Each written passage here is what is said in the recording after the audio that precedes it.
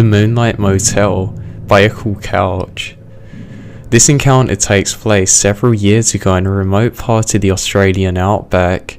For a little background, I'm a pretty built 6'2" dude and I was around 26 years old at the time.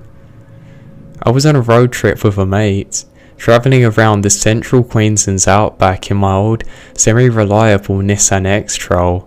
We're both science/zoology nerds and we had heard about this amazing dinosaur trail out this way. It was basically a grouping of 3 areas, Wittenoom, Richmond and Hudgerton, and they had previously found dino bone discoveries.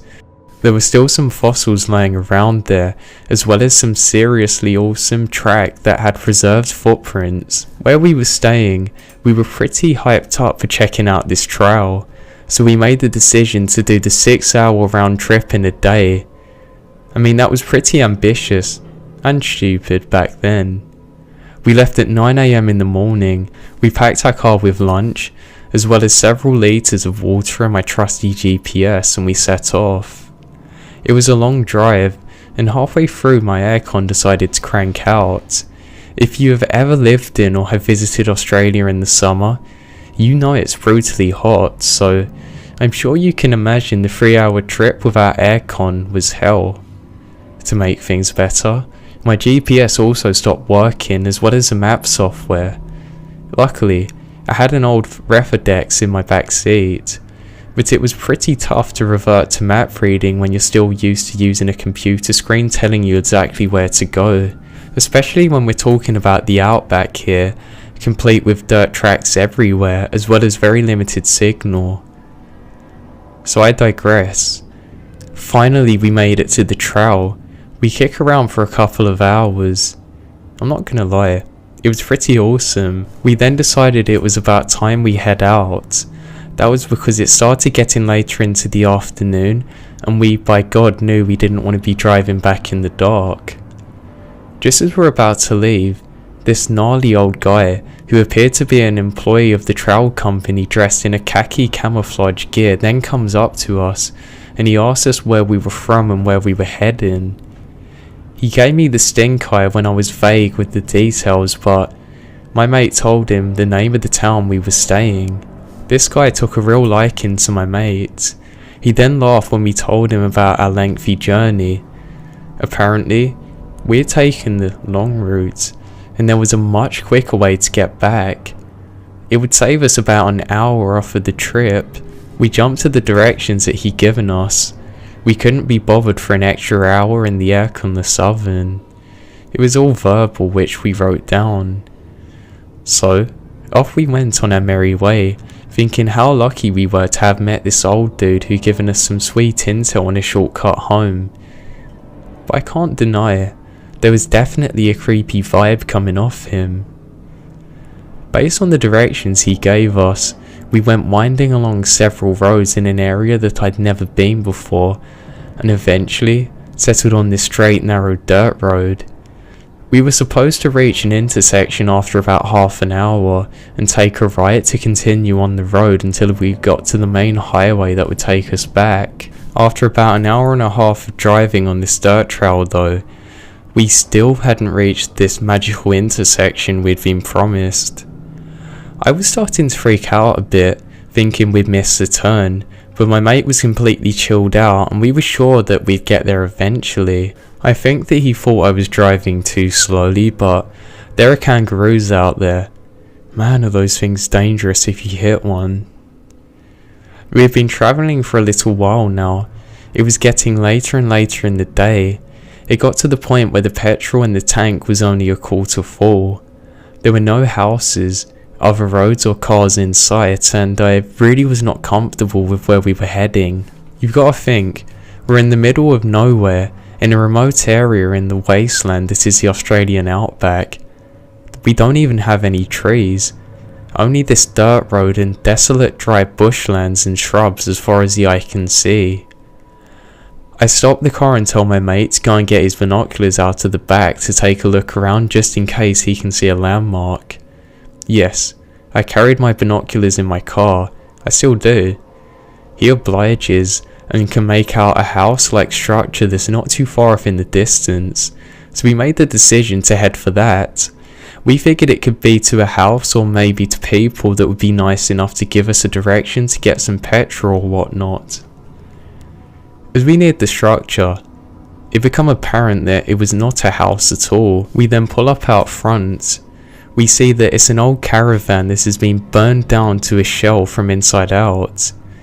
It's still got 3 blackened partial walls up though, but we can't see any way in. It actually looks like there's been somebody living there recently because there are animal bones strung up all over the place, as well as a cow skull stuck at the entrance of the caravan. Some of the animal bone things even had grass or horsehair woven into them. They look like they're arranged to be decorations. Then, we get to see this hand-painted sign that had been stalked into the ground, with the words clearly saying, Moonlight Motel on it. My alarm bells are ringing loud and clear.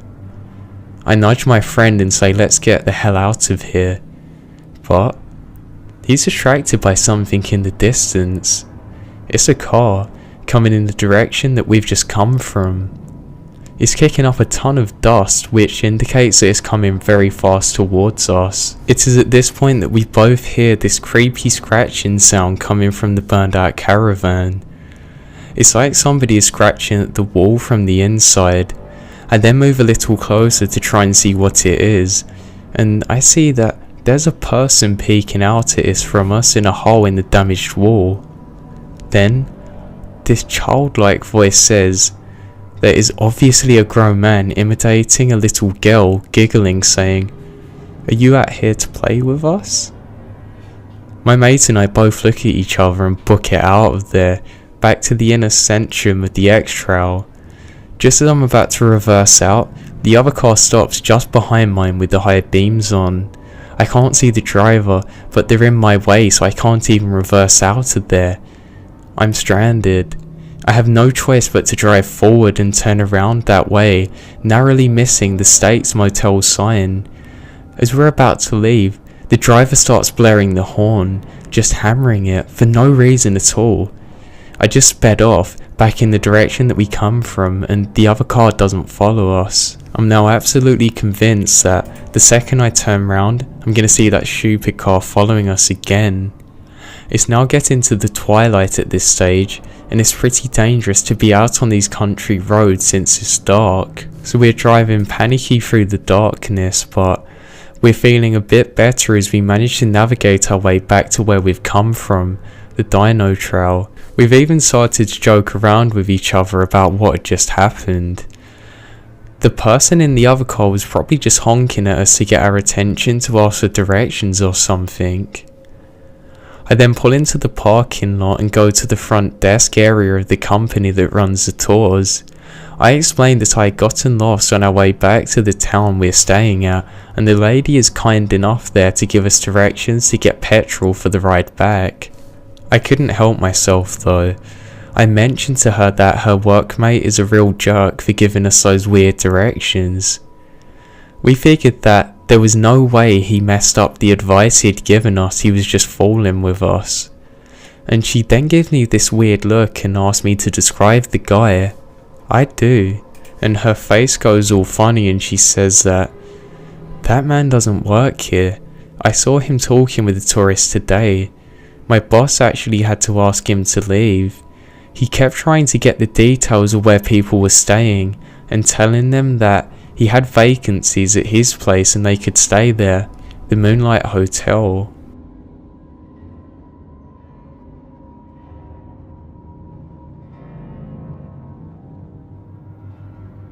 Is it safe to be doing this? By the Scrumpster. Okay, so this happened in early spring of 2010. My wife and I are both 25. We were heading up to my folks' cabin in upstate New Hampshire for the weekend. We both had to work later than usual, so we knew that we weren't going to be arriving until around 1 AM or so.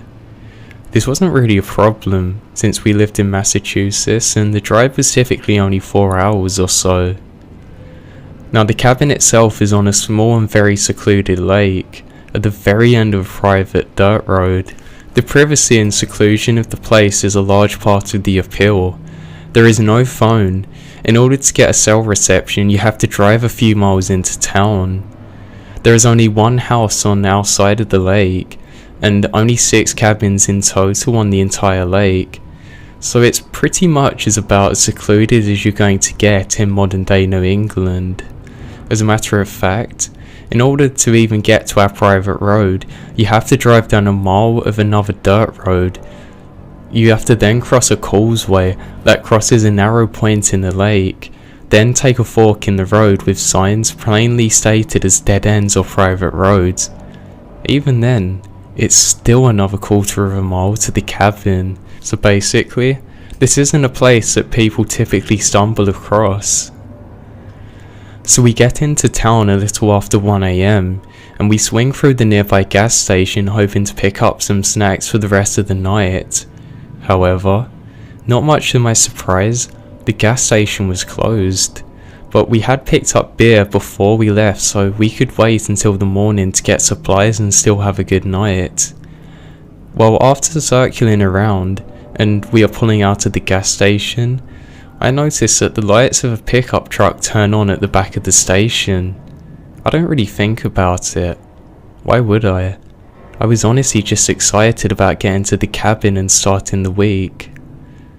From the gas station, it's about 10 miles to the cabin. All the roads are unlit and pretty rural. After about a minute or so, I noticed headlights in my mirror and I assumed it was the same truck I'd seen at the gas station. I didn't mention it to my wife because I really didn't think they were following us, and I didn't want to creep her out. But the more I thought of it, it was really strange for the truck just to be sitting at the back of the gas station with its lights off. But after seeing the truck take the second turn behind us, I started worrying. It was almost 1:30 in the morning and we're in the middle of nowhere. Why was this truck on the road? And more importantly, why has it taken the same 3, now 4 turns as me? This went on for about 5 minutes. As I approached the first dirt road that would take us to the cabin, I thought about driving past it and making a few random turns to see if he really was following us. However, part of me still thought I was being stupid and paranoid. Plus, I really didn't want to make my wife worry that we are being followed, so I decided to take the turn. I didn't even use my signals. 10 seconds later, I saw the truck behind us. My alarm bells started going crazy. I can't stress enough how unlikely it is that somebody would have been following us this far down this particular road, especially at this time of night. Like I said before, there are only 6 cabins on the lake. There are 2 chances to turn off towards other cabins before the fork to our private road. I watched in utter dismay as the truck passed the first turn-off. "Is that your neighbour?"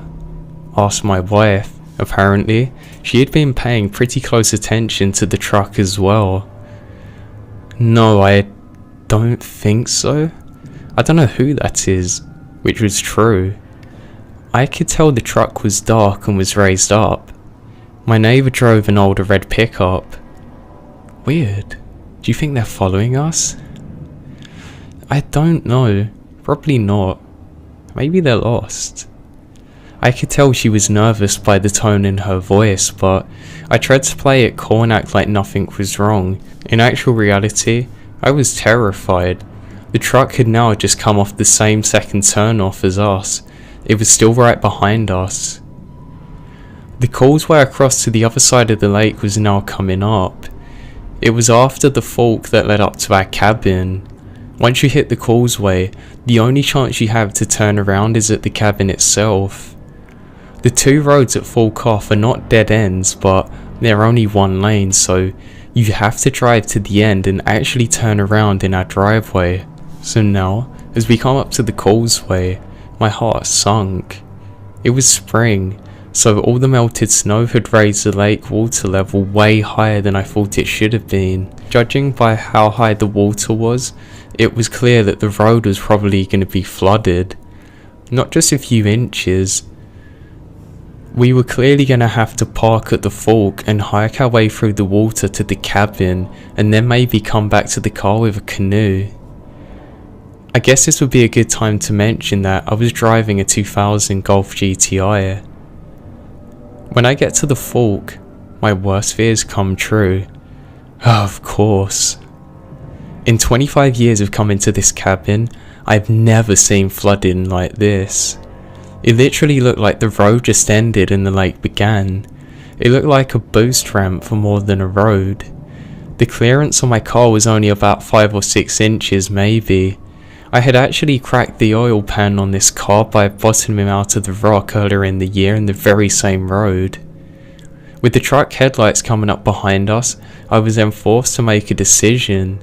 I could either stop and wait for the truck that had been following us into the woods in the middle of the night, carrying who knows what to catch up with us, or risk driving my car completely unequipped for off-road scenarios on a very flooded dirt road in the middle of the night.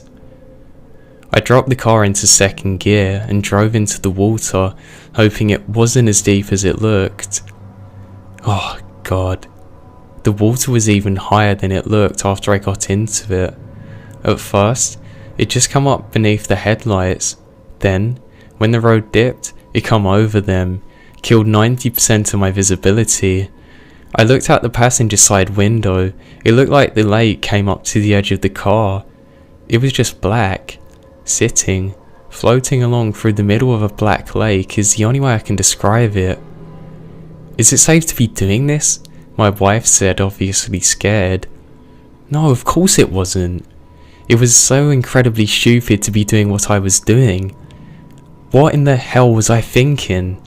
We didn't have a cell signal to call for help if we got stuck, or to call for help if the guy decided to follow us. Probably not. I can't stop now though, I said, and giving the car more gas. I then looked into my rearview mirror, and I saw that the truck was just sitting at the mouth of our road, and at the edge of the flooded water. I felt absolutely sick. Not only had it turned down my road, but it would have had a much easier time navigating the flooded road than my tiny Golf. Plus, even if I had made it, they would have followed me and I would have had nowhere to go. It was a dead end. I can't remember a time in recent memory that I felt so hopeless. I'm not a big guy, so if there's more than one person in the truck and they wanted trouble, they could. They could have done whatever they wanted. They would have had the perfect place to do it. I then started to think about the things in the car that I could possibly use as a weapon if I needed, but I knew I didn't have anything I could access quickly. Waves upon waves of regret started washing over me. It was really hard to gauge where the road was, but having driven down them hundreds of times and judging by the trees on either sides of me, I knew that the road would start to climb up soon. Thankfully, this would mean that the water shouldn't be as deep. At least I hoped. I was right. After what felt like an eternity, I felt the car starting to climb up out of the water, uncovering the headlights. Inch by inch, the car climbed higher and higher until it was out of the water and on dry land. My heart almost burst out of joy. I then checked into my rearview mirror. I again see that the truck is just sitting at the beginning of the road. I then punched the gas and ripped around the upcoming corner. At this point, I knew the road well and it wouldn't be flooded again, but I was worried that after seeing my car make it through the water that he would try and follow us. When I got to the cabin, I shut the car off and waited for the truck headlights to come around the corner. They never came. After we got inside and locked all the doors, we joked about how weird the whole encounter was, but I still tried to play it cool. Yeah, they must have been lost and decided to turn around after seeing the conditions in the road, I said. I made a joke about how stupid I was for driving through the water, but underneath, I was still freaked out and on high alert. Whoever was in the truck knew where we were, and it wouldn't be easy for us to leave. God, All they would have to do is park at the end of the road and wait for us. I then spent the rest of the night listening for car engines and waiting for headlights to start coming down the road. After a few beers and a movie, we eventually fell asleep, but even then it was not a restful night. I laid awake for pretty much the whole night, just waiting for the sounds of an axe by the door. I actually stayed there with a knife just in case anything happened. The next morning, I drove back down the flooded road, which was pretty risky, and I parked at the fork. The truck was nowhere to be seen, and no one bothered us for the rest of the weekend.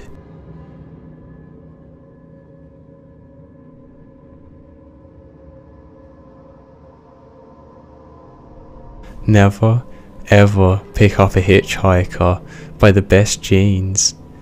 So this was told to me by an old family friend, Nikki, numerous times as a kid growing up. It was just one of those life advice stories just to keep in mind throughout the years. And to her credit, I have never forgotten it. Whenever anything associated with hitchhiking comes up, this always springs to mind, and probably it always will. It makes me feel a bit ill whenever I think about it, actually. So Nikki, who grew up at the same time as my dad, so this was about the early 80s I believe, was a young woman in her mid-20s. She's one of those real kind-hearted souls. She's always willing to help another out in need, you know? And I just can't imagine her being anything other than that, especially when she was younger. So at the time of this event, she was driving into the city. It was about 2 hours or so out of town, and she saw a man walking down the side of the road. As she neared him, he turned around. In typical hitchhike manner, he stuck out his old arm and expected Nikki, bless her, to pull over, and that's exactly what she did. She then asked him if he needed any help and if everything was okay. She told me that he was really polite, if not a bit shy. When he asked for a lift to the city, Nikki gave a smile and popped open the passenger door for the guy. He tossed his bag into the back seat and buckled up for the ride ahead. They pleasantly talked for most of the trip, about friends, the news, etc. You know, happy small talk. She felt that they were getting on really well and even brought dinner for him at a pit stop a little over halfway. She always seemed really flustered and awkward when she paid, but one of the things they really talked about was money and how he was pretty down on cash, which was why he was hitchhiking in the first place apparently, but he eventually relented and they went on their way. As soon as they got into the city, he thanked her profusely for the ride and food and asked to be dropped off once they hit downtown. Before getting out, he asked for Nikki's phone number so he could contact her to catch up. Excited at the prospect of being able to see her new friend again, Nikki wrote it down for him and drove off with a warm feeling of a good deed done. Now, I am sorry if you were expecting something creepy to have happened by now, but I think this is what freaked me out so much as a kid. How nice everything seemed to have worked out. Nikki gets this crease in her forehead and a funny look in her eye when she tells me the next part. How about a week later, she got a phone call from her driving buddy. He didn't let her get a word in or even say hello, he just told her this. She should thank God that she was raised to be so polite and nice. He was going to steal that car once they got to the pit stop, murder her, and do other horrendous things. He was then going to drive down and find a ditch to dump her body in and go on his merry way. But after she talked with him so kindly and treated him to dinner with a smile on her face, he just couldn't bring himself to do it. He didn't think that he could live with himself after doing that to such a nice lady. And to please Nikki, never ever pick up another hitchhiker. Then he hung up the phone. Nikki never got a call from him again. When she tried redialing the number, she got to a payphone.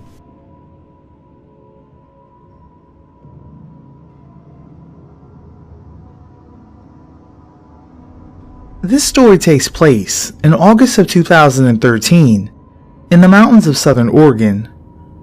I'm a U.S. Air Force Security Forces airman, military policeman. My girlfriend was at work, and as the swelteringly hot day began to turn to thunderstorms, my buddy Nick, another military cop, and I decided to explore some back roads and get out of the heat in town. Southern Oregon is crisscrossed with logging roads, some actively used, and many totally forgotten and grown over. Nick and I spent many of our days off, starting on roads that we knew, finding roads that we didn't, and driving for hours into the mountains, eventually navigating back to paved roads. On this particular day, with storm clouds building over the mountains, we set off on a road we had never been on and began the drive into the mountains. After driving for around an hour, we hadn't seen nor heard any signs of other people in the woods. We rounded a bend in the thick fir woods and emerged in a meadow that was totally surrounded by thick aspen groves. The meadow was perfectly flat and eerily still. We both noticed the strange stillness almost immediately. No birds, hardly any insect noise, no squirrels, and certainly no other people. On the far side of the meadow, right at the edge of the tree line, there was a picnic table. The table was very odd, however. It was painted a bright orange and was much larger than a typical picnic table in a park. Remarking on this, Nick drove through the meadow to get a closer look.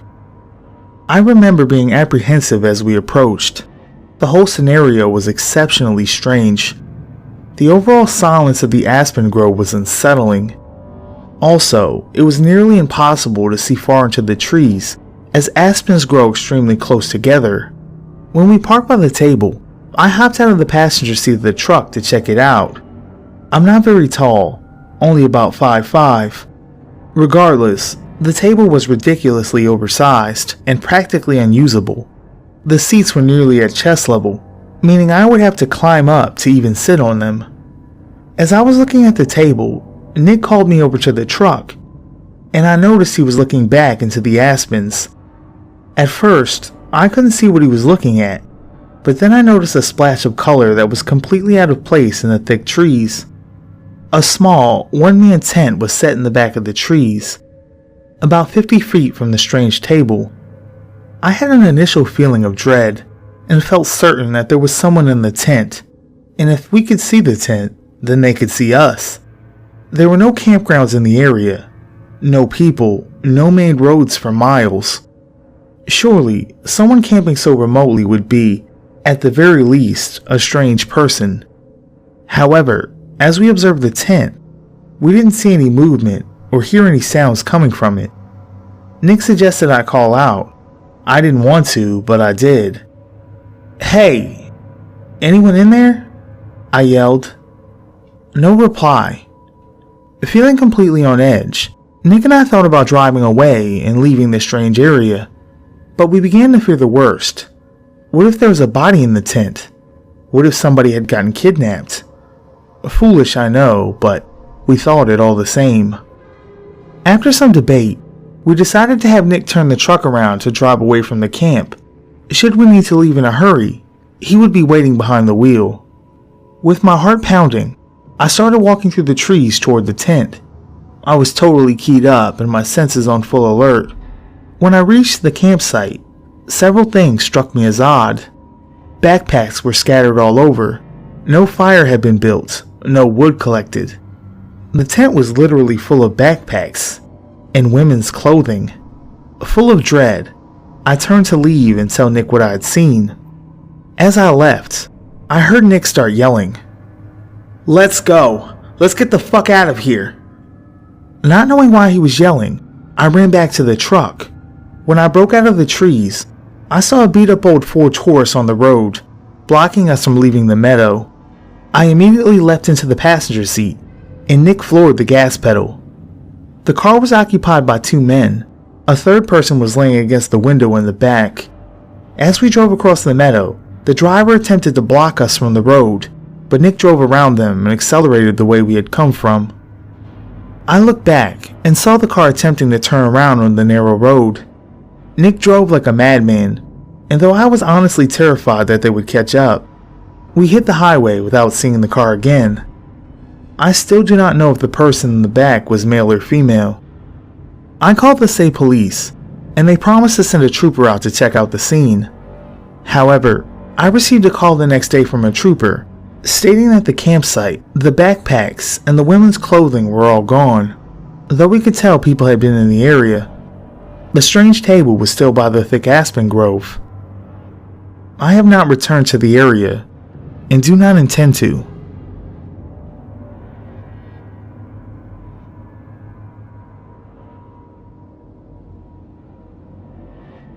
He Came for Me by Blue Eyes 1101. So this is a story about my mother. It was about 21 years ago when my mum was pregnant with a beautiful child, me. That's the sort of thing I would say. She was invited to a friend's bridal shower in a really small town outside of where we lived. Mind you, we're from Kentucky, so when you travel in between small towns, you usually take the really creepy back roads. She said when she left it was about 11 PM. So she was driving in her old Nissan Sentra on a road that everybody calls Death Lane. That's because of all the accidents that occur here. For some reason, maybe because of the thrill, people like to speed around all the hairpin turns like idiots.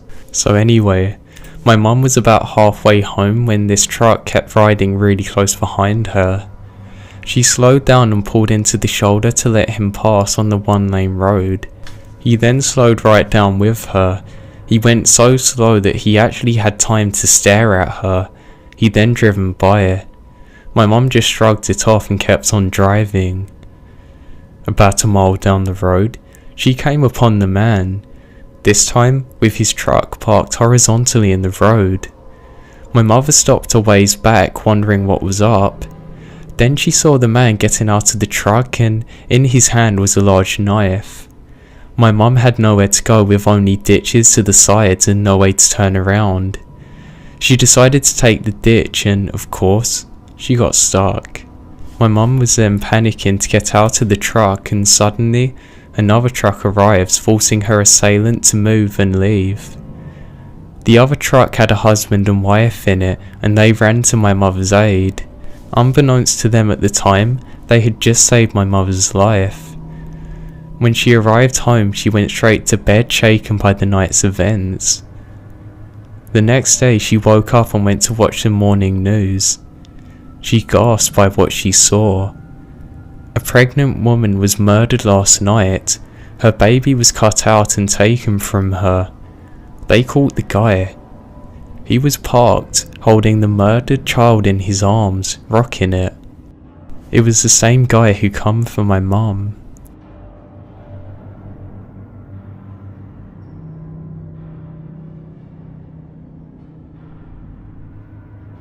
Don't Ask for Directions by Lola Winford. So back when I was 14, I went on a 2-day hike in the countryside with 4 other girls. Although it was organised by our school, we weren't accompanied by our teachers during the day, so it was basically just us and a map. Not particularly surprisingly, on the first day we got very lost and were basically just wandering around aimlessly up a small country road when suddenly a guy on a motorbike approached us. We flagged him down, explained that we had no idea where we were, and asked him if he could point us in the right direction. He seemed friendly and told us that we weren't at all that far off from where we were trying to get to. In fact, he said, if we walked up the road for a short distance, we should come across a farm, and from there, it should be pretty obvious what direction we had to go. He then left, and without really thinking, we followed his instructions. Surely enough, a short walk up the road we found said farm. But unlike what he suggested, it didn't make things any clearer as to where we were, as essentially, this was in the middle of nowhere. Also, the farm was kinda creepy. It appeared to be abandoned. At least there was no one, no animals, and no modern farm machinery in sight. It basically appeared to be a collection of very rundown barns. Just being there put us all on edge, But we didn't want to be silly and turn back just because the place was a bit creepy, so we carried on walking. We could now see that some of them had old military vehicles in them. They all had smiley faces drawn on them. This added to the general weirdness of the place. Already, some of the girls were saying that we should just turn back and that our leader was keen to press on.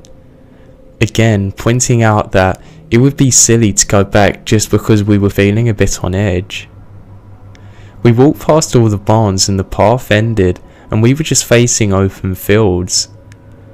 An old car with one door open and a caravan were parked nearby. Again, weird, we thought. We were standing talking about what to do, when suddenly, a dog started barking really loudly and wildly in the caravan. It was such a shock, and given that we were all so on edge anyway, we all legged it back out to the farm and collapsed in a kind of wooded area behind the road. Only thing now was that we were laughing hysterically, that somehow we'd been so scared of a dog barking. Then suddenly, a truck drove up on the road and parked just inside of the farm area. We all fell silent. We watched as a load of maybe 6 or 7 men jumped out looking around, including the one guy on the motorbike who had given us directions in the first place. Thankfully, they had all went and looked inside the farm. It was in the opposite direction to us. This giving us an opportunity to move as fast as we could while still being quiet, to then go and make some desperate phone calls to our teachers, who eventually met up with us and found us. Who knows what the guy actually wanted to do with us on that motorbike. It's scary how quickly he come back for us with 6 or 7 other guys. I'm just thankful to this day that nothing ever come of it. They could have done anything to us in those barns.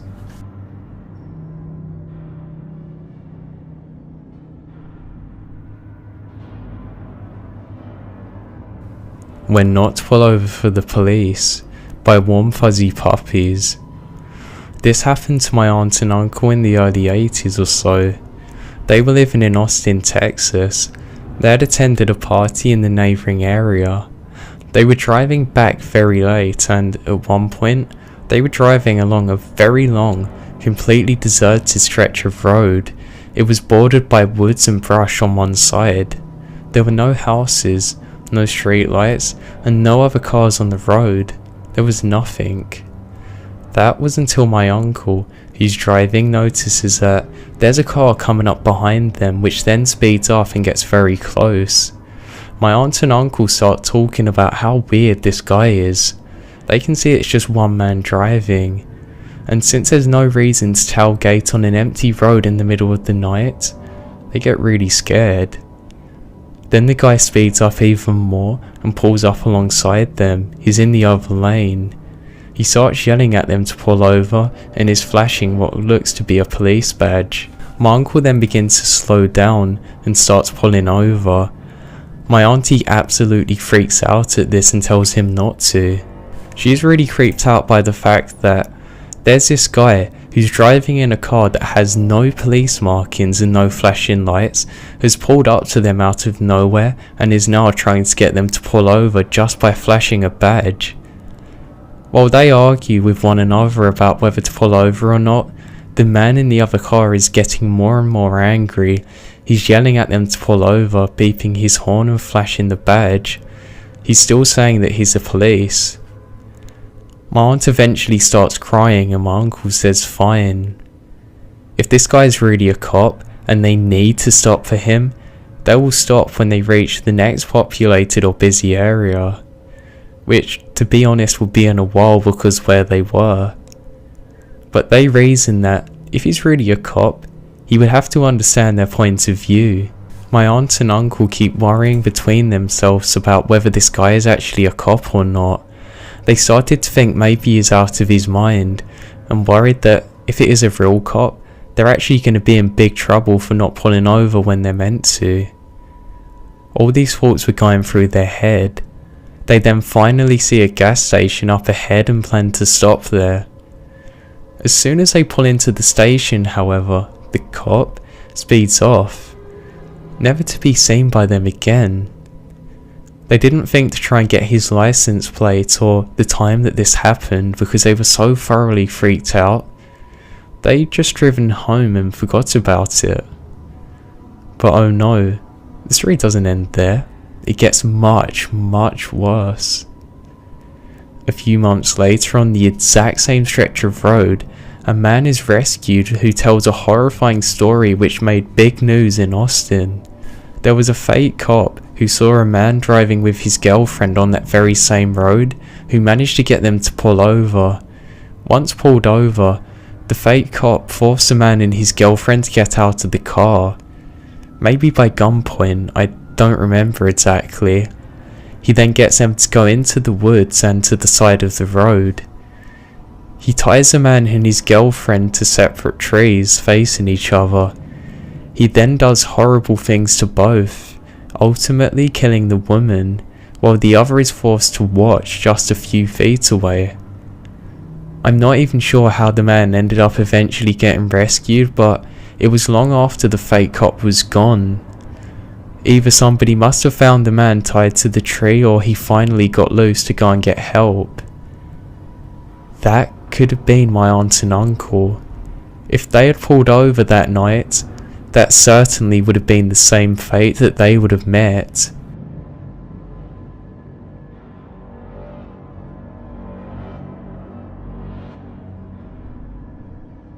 I just heard about this subreddit today, and I have a story that I think fits really well here. Years ago, I was home from university and was spending the evening with my girlfriend. We were feeling a little frisky, but since we were home from college at our parents' houses, we decided to go for a little drive. Our hometown was fairly rural, so it didn't take much time for us to drive out somewhere on a country road near an alfalfa field where we could have some privacy. Hardly anyone drove past here, maybe one truck every hour or so. So the engine is off, the lights are off, and our seats are reclined. My car was small, so there wasn't any room to get in the back and really go at it. But tenderness is tenderness, whether there's a stick shift between you or not. But that night, I'm glad I had to stay in the driver's seat. Just as things begin to get real heated, I see some headlights in the rearview mirror coming up the road. That's not a big deal, so I toned down the action a bit waiting for it to pass. But as the truck got closer, its headlights suddenly went dark. My girlfriend wasn't totally aware of it yet, but I pulled away a bit out of curiosity. Then I heard the coasting, gravelly crunch of a vehicle pulling off onto the gravel behind us. It was dark there, no streetlights or anything to go by, but with the moon there was. I could barely make out the outline of a truck behind us. No cab lights, no running engine. I asked my girlfriend if her door was locked. This stopped her dead in her tracks. She said it was and asked why. I told her there was someone behind us, parked in the gravel. She immediately straightened herself up, and I put my seat back up, never taking my eyes off the mirror. Then I saw the driver's side door to the truck open. The cab light still didn't turn on, and I never saw anyone get out, but that was my sign to get out of there. I told my girlfriend we needed to leave now, which she real quietly replied okay to. I started up the vehicle, and trying my best not to spin out in the gravel, drove as fast as I could onto the road. We drove in silence for about 2 minutes, heading back towards town, when I noticed that I could not see the sky clearly behind the vehicle. We were being followed. The truck still did not turn on its headlights, but it was tailgating me very closely. I calmly informed my girlfriend that they were behind us, but that we had plenty of gas, and we'd get back to town just fine, no big deal.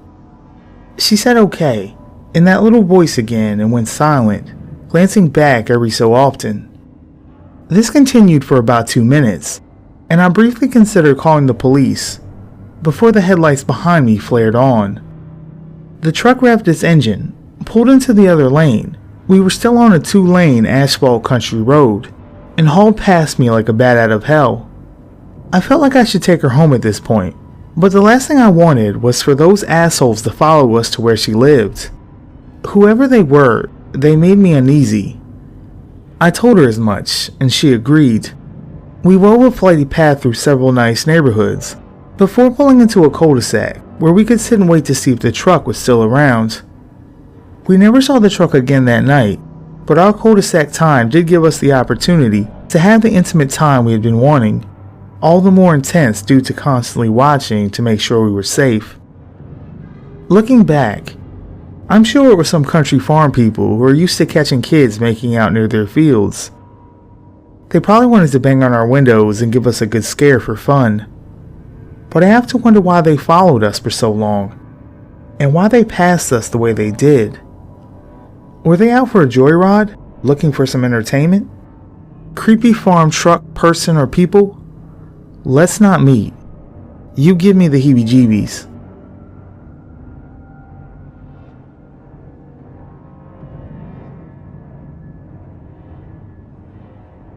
Dark Country Roads by Freaky Darling 85. This happened about 10 years ago when I was 19. This happened right before the party incident I posted about before.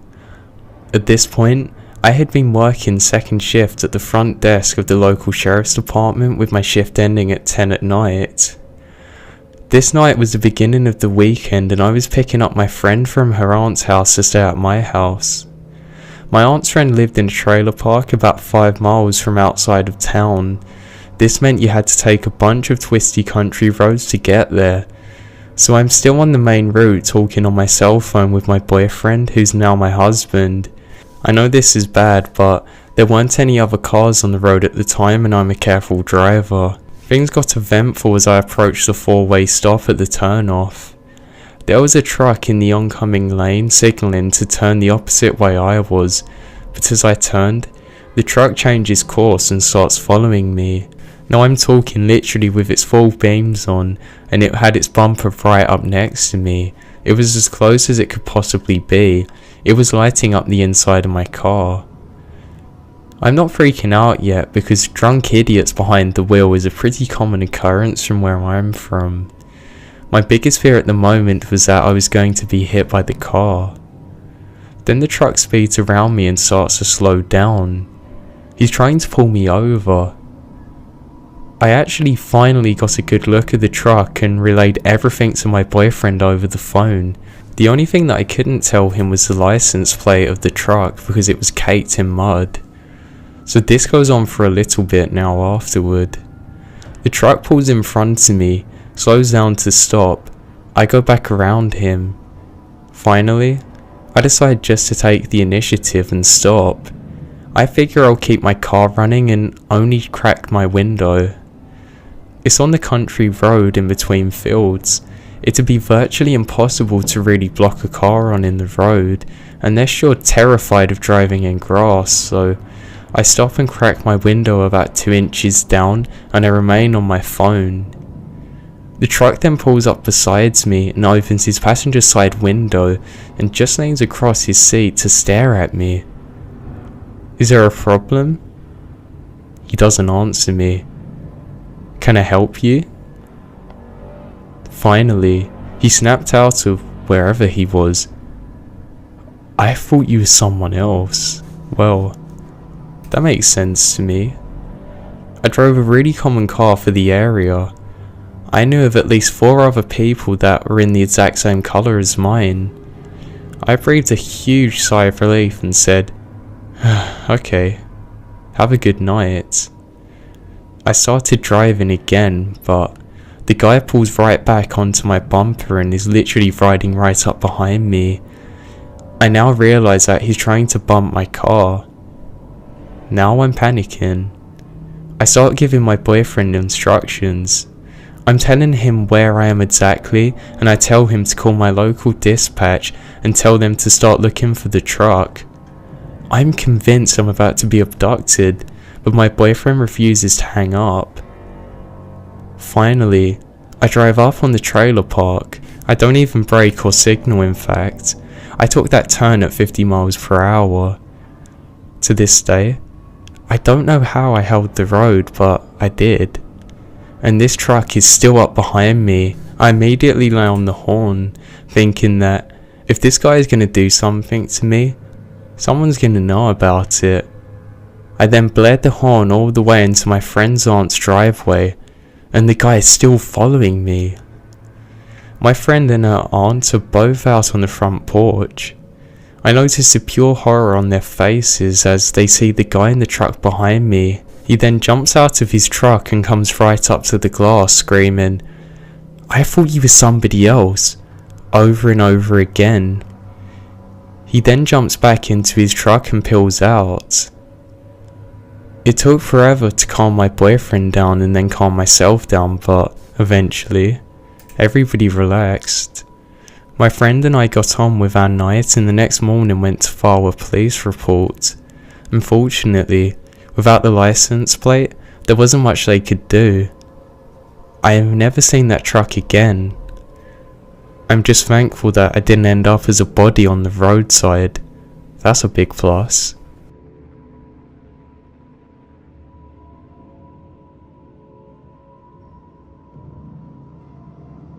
Encounter on North Dakotan Gravel Road by Dial Galink 30. This happened one day back when I was 17.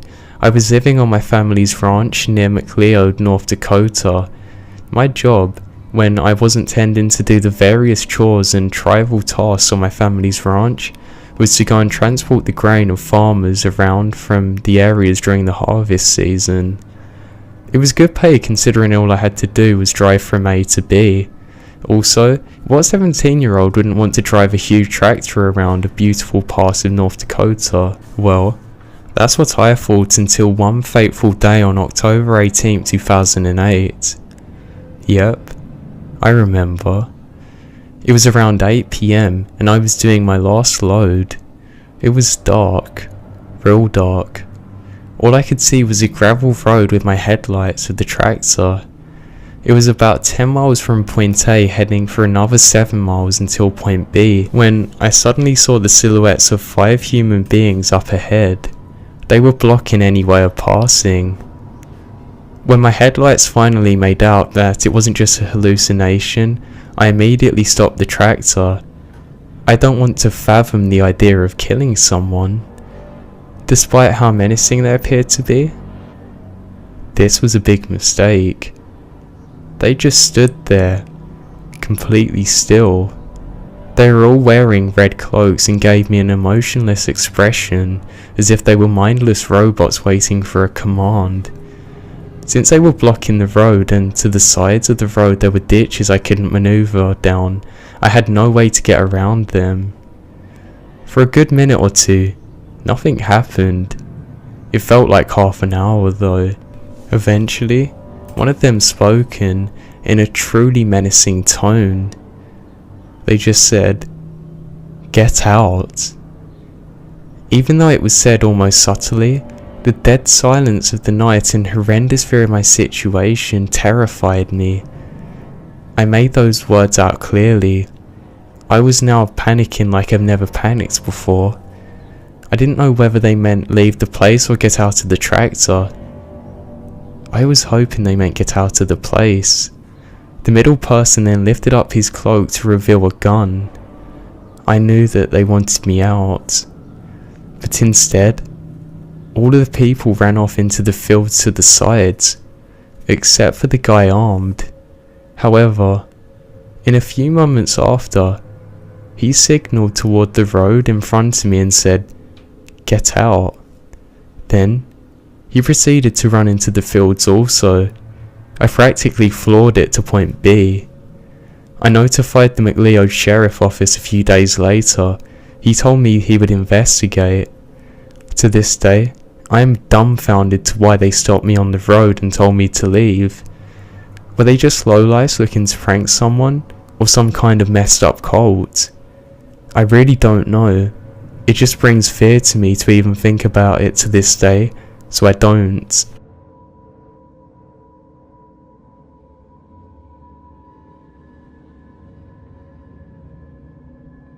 Encounter on the Back Roads by Han Camp. This happened about 3 years ago when I was a senior in high school. My boyfriend and I were in the car. We went to meet another couple at the movies after a basketball game just to kill some time. We were all bored and none of us wanted to go home. We went to the 10:30 showing of Dear John, which, by the way, I fell asleep in. I didn't care a lot for romantic movies, and the only good part had to be the Channing Tatum. Anyways, the movie ended and we all piled into our cars. I had to take my boyfriend home because he didn't have his license yet. I hated the back roads, but they were much quicker than going through the town and most likely being stopped at every single red light. He lived out in the middle of absolutely nowhere. So we were about 5 minutes away from his house when my headlights reveal a young woman standing in the road frantically waving her arms about, flagging me down. It's about midnight at this point and I'm wondering if maybe she possibly had her car break down. I felt nothing wrong with the situation, so I simply pulled over to the side of the road. I might want to mention in advance that I'm so stupid for doing this. She rushes up to the car and asks if we can give her a lift. She tells us that her boyfriend and her got into a fight and he forced her out of his car and she's walking home.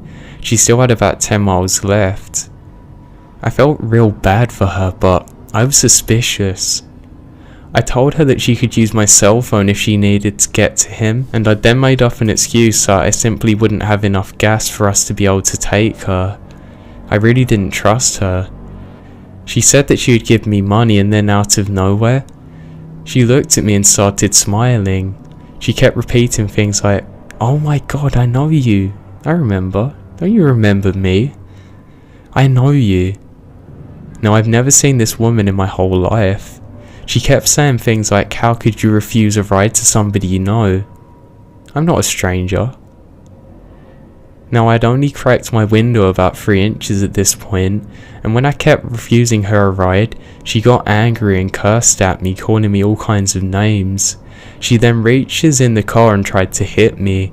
I rolled up the window and caught her fingers in between the frame and the glass. She screamed.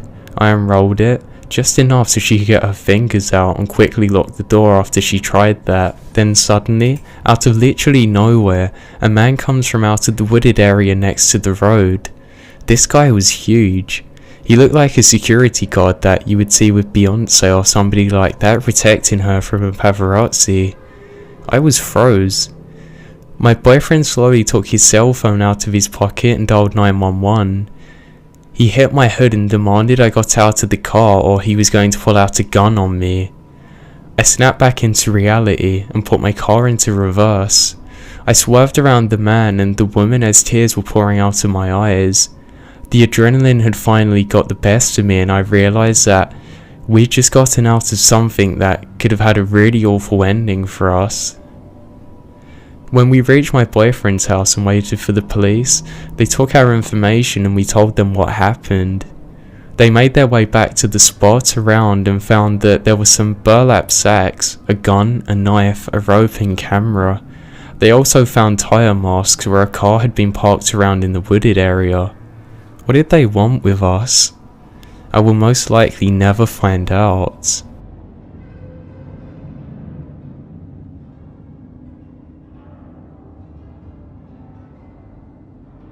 Now, I don't know if this will sound scary through writing, but it definitely was if you were there. So, a few years back, I was cruising around with my brother, cousin, and a few friends. We decided to go down this creepy back road. We got to the end of it, and there was a trail that continued off of it. We decided to get out and walk the trail, even though it was pitch black out. We didn't really have a good feeling about the place, but we pressed on anyways. Now, let me say that if anyone else had come down the road, we would have seen their headlights in the woods. So after walking for a little bit, we all went back to the cars. My friend, Alex, stopped and said, "What's that noise?" We all stopped talking and heard a hissing noise. His tires on his car had been slashed. We all panicked, because nobody else would be at this dead-end back road in the middle of nowhere this late at night. So we got in the cars and took off. Not too far down the road, his car was undrivable, and we had to squeeze him in our Jeep. We went to a gas station to get some snacks, and when we came out, The Jeep tires were slashed too. I don't know how that could have happened. So it seems like someone had followed us and slashed our tires. So, creepy forest-dwelling tire slasher? Let's not ever meet.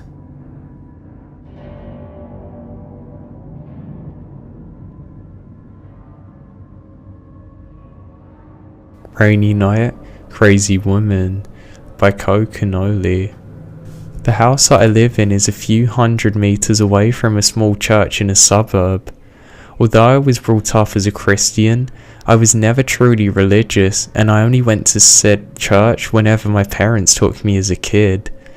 My dad died when I was a teenager, and we stopped going as a family altogether. After that, I only went whenever my friends asked me to tag along. Now I'm 21, and I only pass by the church whenever I had to go into the city because there's a dirt road besides it that leads into a parking lot behind, adjacent to a major road where it is easy to get a bus to work. It was closer than the village gate in the opposite direction. I only had to ride one bus from there. Now I'm not an easily scared man, nor have I previously experienced lasting trauma after being spooked. I am here to tell you that what I saw besides that church 3 months ago still haunts me to my core. A storm was announced to hit earlier that week, but before leaving for work that early Thursday morning, the skies were clear. There wasn't even a single cloud to cover the starry sky. I didn't bring an umbrella. I climbed over the parking lot gate because it was chained shut until 6 for the first mass. The guard at the outpost didn't mind because the church staff knew my family well. I worked at a hotel as a line cook and it's very demanding. I have to leave home before the sun rises and work most days after the sun sets. The only time I get to see the sun is if I am assigned to do something stationed at a buffet. That's next to the poolside, so I get a pretty good view. So on this particular day, it was an average overworked and underkind type for me. I wasn't assigned at the buffet line. I stayed in the kitchen where there weren't any windows, so I was surprised to see the flooded streets when I clocked out. Apparently, it had been raining heavily all afternoon and it was subsided around sunset. It was around 8 in the evening when I left the hotel in my country. There were flooded streets everywhere and it meant that there was a standstill for traffic for at least a few hours. This wasn't uncommon. I had dealt with similar situations before. It also meant I could sleep on the bus, so it wasn't too upsetting. Now fast forward to around midnight and it's pouring down with rain. I'm not too far off the church parking lot, so I decided to get off the bus and start my walk. I then took out my phone and wallet and put it into my waterproof backpack.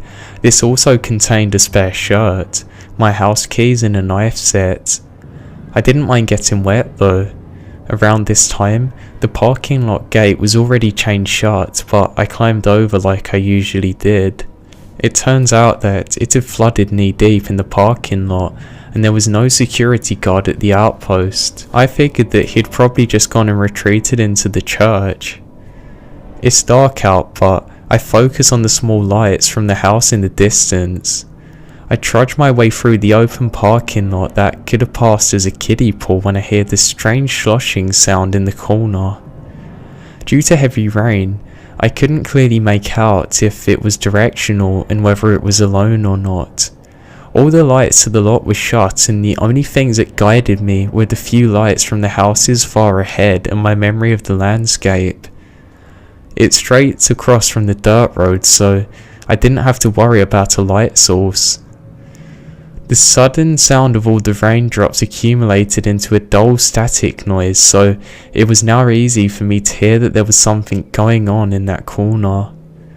I could see the shape of a person who seemed to be sitting down. As I got a little bit closer, I was able to let my eyes adjust to the dark. I could tell that it was a woman because of her long hair and curvy outline. She was flailing her arms around and splashing the water. She was grunting as she pounded her fists into it. She was about 2 cars lengths away, so I wasn't concerned about it. I've dealt with crazy people before.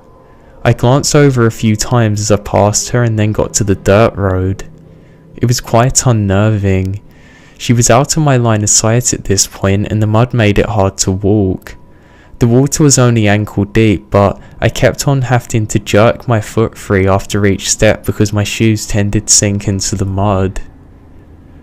A small splash then made me look over my shoulder, and in the darkness of the dirt road, I saw that the woman was splayed out face first into the water. I froze. I didn't know whether to help her or not. I hated the thought of being the guy who let somebody drown in 6 inches of water. She was about 10 steps away from me, and before I decided what to do, she began moving. It was too dark to distinguish any details, but her outline was undeniable enough for me to tell that she was looking up at me. She suddenly got onto her hands and feet. It was like she was about to stand, but her hands lingered onto the ground, rump in the air. I was already scared pal at this point. My legs didn't work, and I thought of reaching for my knives, but I was afraid to move. And then she starts crawling towards me on her hands and feet.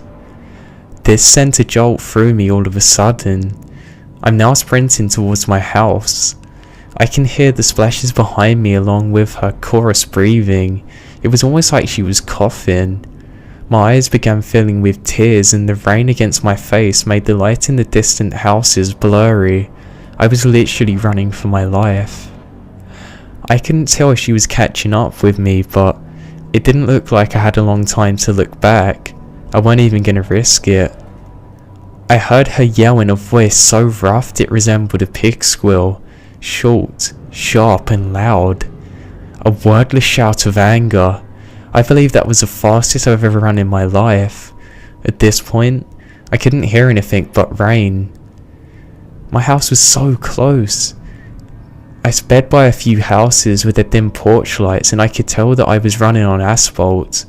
I didn't know when it happened, but apparently I lost my shoe back at the dirt road. There was one last bend and I was at my doorstep. I forcefully tore my backpack zipper open and fumbled inside for the key, frantically looking around to see if she was still chasing me. I then got into the house, slammed the door shut and collapsed. Now I don't recall the rest of the night, but when I woke up the next morning in my bed, my older brother filled me in. He was awake when I got home that night and went to the front door when the noises alerted him. He said I was on my knees, leaning against the door, quietly sobbing to myself. He woke my mum and they were trying to console me, but I wouldn't talk. They tried to question me, but I would shake my head. They then got me some dry clothes and led me to bed. Over breakfast, I explained what happened and my mum said she'd notify the village guards. I couldn't tell if they were concerned for my safety or not, because I didn't think that they understood the fear I felt. My brother even joked about it. I didn't go to work the following day. In fact, I took the rest of the week off because I caught a fever. The guards then did a minor investigation and even increased the patrol for the while, but they didn't find anything with my shoes. When I did get better, I started walking along the main village road to get to work. When I go home, I now use a carpool buddy who can get me close enough to home that I don't ever have to use that dirt road again. If he can't drive, I get a taxi. I can't walk alone anymore without glancing over my shoulder every 5 seconds. Sudden loud noises make my heart jump. I can't stand the sound of rain. I've been getting better now though. I can sleep with the lights off. I just wish I would stop seeing that crawling woman in my dreams. I wish I could tell you more about her, but I honestly can't. It's one thing to be afraid of something, but it's one thing to feel the true feeling of fear. I have no idea what this was to this day, and to be honest, I don't even want to think about it.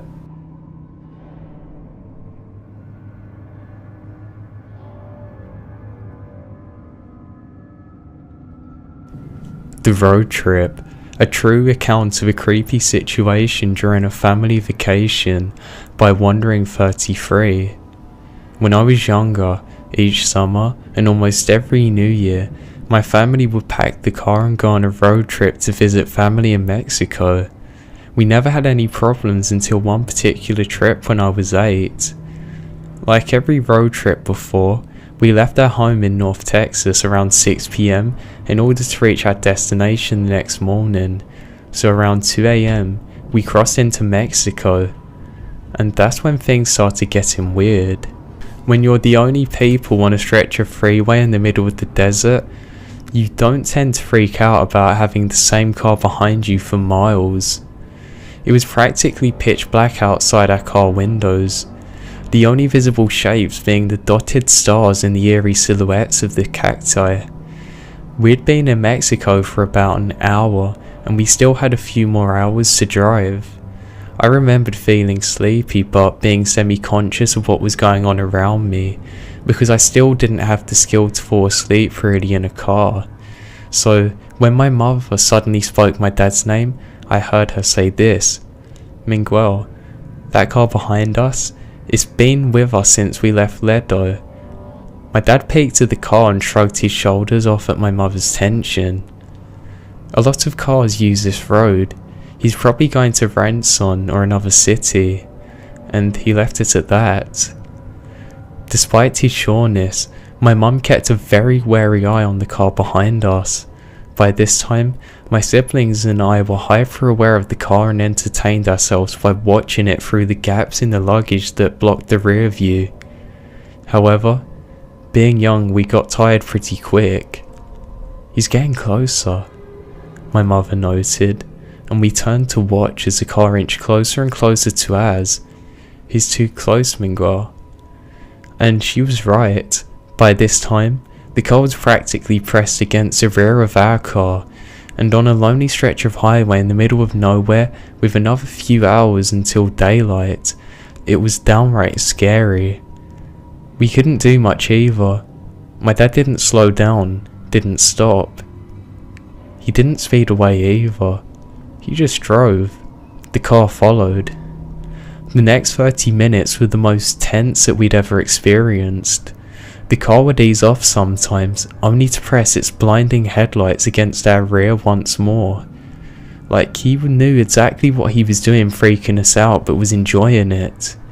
It was during one of those periods that the car had pulled away that my mum spotted a police car ahead parked on the side of the road, and she didn't miss a beat. "Pull over, right in front of the car now, pull over, Miguel." And he did. The car kept on driving. Now I wonder how confused the policeman must have been as he watched my dad park our car right in front of him. The policeman came over and asked what was wrong with my mother, and she urgently explained everything to him.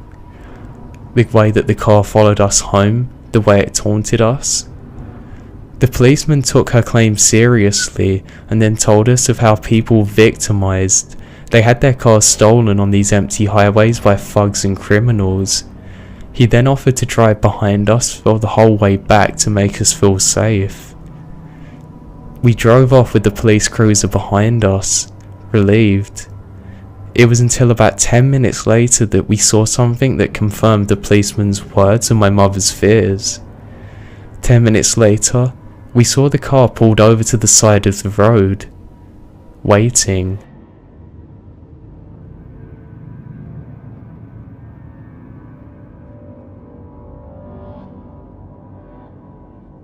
Never Pee Alone on a Lonely Gravel Road by Ernest Me.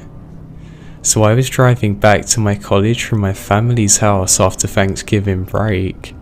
I was travelling through a rural area in the Midwest and I suddenly had the urge to pee, badly. I was reading all the road signs I come across to see if there was a nearby town that I would be able to stop in and find a gas station or something. Unfortunately, the nearest town was 30-ish miles away, and I had to pee so badly, it was unbearable. I finally made the decision to get off at the next exit that I found. Even though they don't lead to any towns, I shortly after decided to pull off onto the next exit. I then come across a gravel road. I thought this was perfect because I didn't want to get in trouble for exposing myself in front of anybody. It was a very private road. Just so that all of you know, I'm a female, by the way. It's very difficult for females to pee on the side of the road. I thought the best course of action would be to take my empty McDonald's cup and pee into that. And I did just that, inside of my car, just in case anybody drove down that lonely road. So I had then finished my business and I dumped the cup. I not only littered, but I also dumped the contents. So I put this onto the grass in the side of the road. I was starting my car and getting ready to turn my car back around the way I come when I suddenly saw a bright red car speeding down the road that I was on. It startled me, but they'd driven right past. I thought to myself, must be the locals messing round. I then started to drive off and I saw a dinghy, rusty red pickup truck coming down the road after the car. They too, driven straight past me. As they passed though, I saw two male passengers who were staring straight at me. This freaked me out, but I told myself it was all the more reason to get a move on. I still kept my eye on the pickup truck though, and I saw them turning around coming straight at me. This freaked me out so much I decided the best course of action to do would be to drive in their direction. I was continuing down the gravel road as opposed to turning around, giving them an opportunity to chase me. I drove right by them again, and this time I saw that they were grinning at me. I was so scared I hit the gas, which on a gravel road doesn't do much good, to be honest. I finally got a grip on the road and headed along the gravel road. I looked in my rearview mirror and I saw that they were following me once again. I was freaked out. My hands were shaking. My foot was flooring the accelerator. I reached for my phone. Now, I'm not the person just to call 911 in any situation. In fact, I was too scared to call 911 because I was afraid I was just being paranoid. But as I looked in my rearview mirror, they were again gaining on me. I decided to call the police. When I called the police, the operator picked up and I explained to her what was happening. During this phone call, the men in the pickup truck were so close that I could see their front tires. I was sliding all across the gravel road, trying desperately to stay on the phone with the operator. She was giving me directions to the nearest town several miles away. They followed me the entire way there, all the way until I reached the police station. In fact, I saw them turn around very quickly though, because they knew I was now out of their reach, or probably because they saw the police station. I definitely learned my lessons from this, and now I think I'll just stick to peeing in public restrooms, not in McDonald's cups.